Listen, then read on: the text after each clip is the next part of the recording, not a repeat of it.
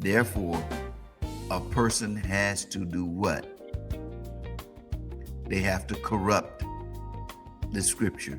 They have to twist and warp what God says in order to make it agree with their particular opinion about life.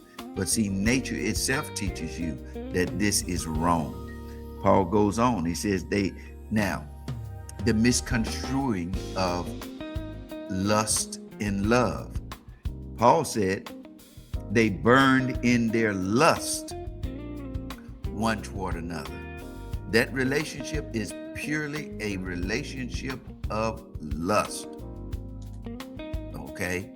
I don't care what you slap on it, what you grease on it. It doesn't matter what you smudge over it. It is lust.